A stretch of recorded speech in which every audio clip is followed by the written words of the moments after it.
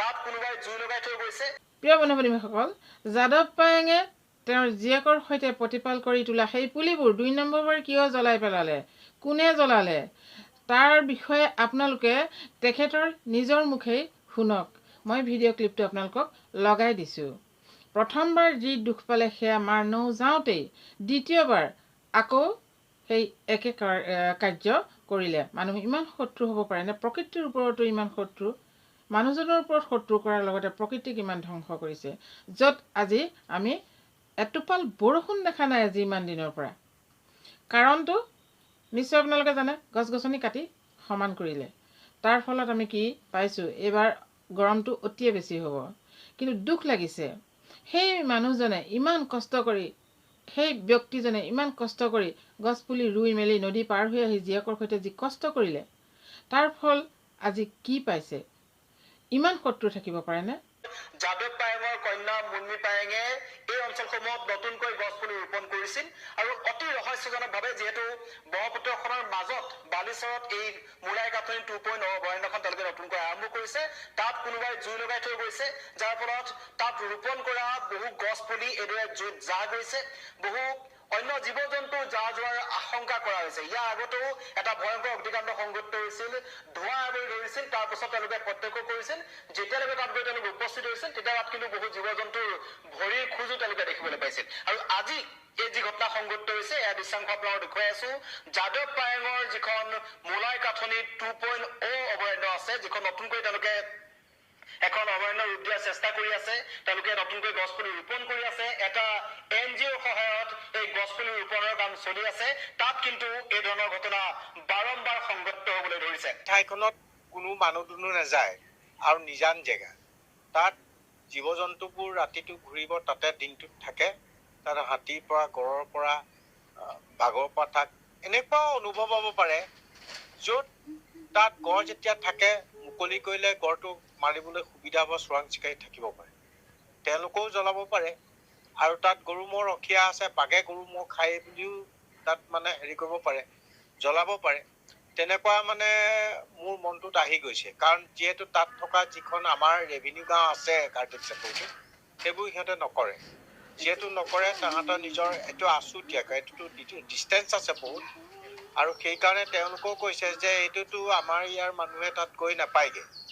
আৰু সেইকাৰণে মই ভাবিছোঁ য'ত তাত আশে পাশে থকা বহি গাঁৱৰ পৰা আহি, বহি ঠাইৰ পৰা আহি পেলাই যিবোৰ গৰু ম'হ খুটিছে, মাছমৰীয়াই হওক বা চোৰাং চিকাৰীয়ে হওক, তেওঁলোকৰ সুবিধা অকল জুই লগোৱাই নহয়, তাত এনেকুৱা হৈছিল এটা সময়ত বহু চোৰাং চিকাৰী মানে বাৰিষা হ'লে হেৰি হৰিণা মাৰিবলৈ আহে।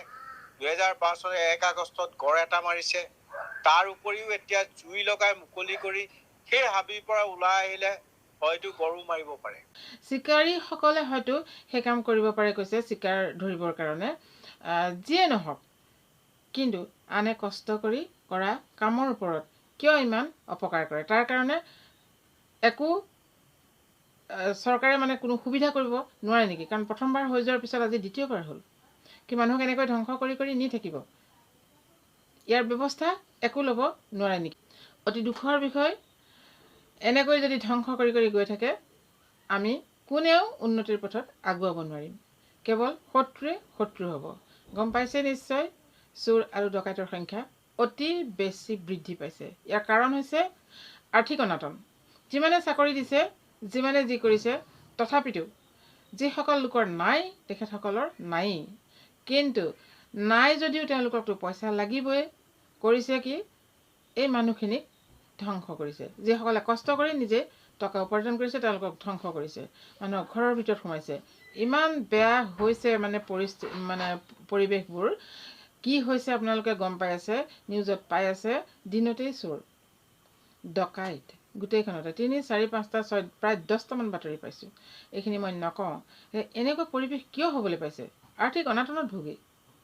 আৰ্থিক অনাটনত ভুগিছে মানে ইমানেই বেয়া হৈছে, ভাবিব নোৱাৰে। দিছে হয় বহুতো কিবা কিবি, কিন্তু যিসকলৰ নাই, নায়েই পোৱা। সেইবুলি সেই হাবি জ্বলোৱা, মানুহৰ ঘৰত সোমোৱা, এইবিলাক ভাল কাম হোৱা নাই। ইয়াৰ ব্যৱস্থা আচলতে ভাল ধৰণে কৰিব লাগে। এইটোও চকু দিব লাগে। কেৱল মানুহক টকা পইচা দিয়াই নহয়, বা ঘৰ দুৱাৰ সাহায্য আদি দিয়াই নহয়।